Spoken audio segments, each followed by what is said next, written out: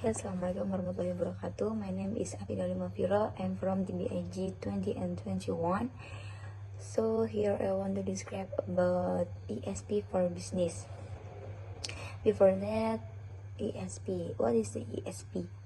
ESP is a language learning approach that focuses on the specific goals and needs of the learner. In a business context, ESP is designed to help individuals use English effectively in professional situations.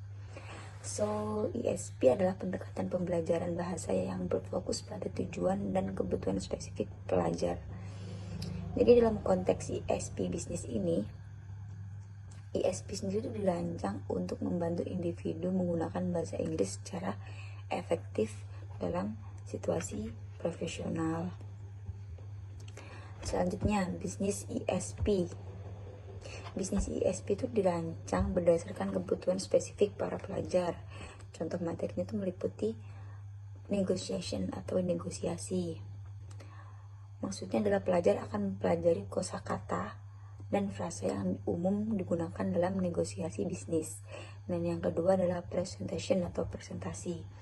Fokus pada keterampilan berbicara di depan umum. Yang ketiga, respondensi bisnis. Latihan menulis email profesional, laporan, dan dokumen bisnis lainnya. Selanjutnya adalah teaching methods for business. ESP include metode pengajaran dalam bisnis. ESP itu melibatkan berbagai teknik untuk memfasilitasi pembelajaran bahasa Inggris yang efektif dalam konteks bisnis. Yang pertama adalah project based learning atau PBL. Maksudnya adalah metode pengajaran yang melibatkan pelajar dalam proyek nyata atau simulasi yang relevan dengan konteks bisnis. Dan yang kedua adalah case discussions.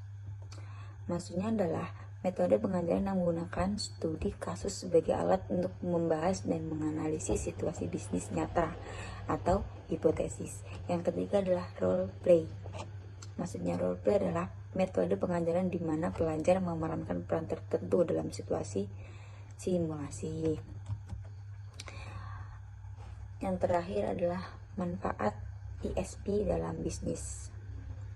Manfaat ESP dalam bisnis itu ada 3. Yang pertama, communication effectiveness atau efektivitas dalam komunikasi.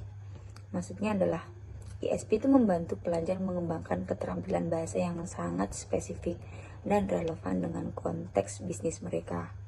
Dengan mempelajari kosakata, frasa, dan teknik komunikasi yang sesuai, individu dapat berkomunikasi dan lebih jelas dan efektif dalam situasi bisnis.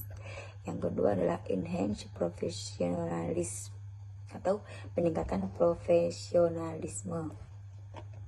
Maksudnya adalah dengan menguasai bahasa Inggris yang digunakan dalam konteks profesional, pelajar dapat menunjukkan tingkat profesionalisme yang tinggi.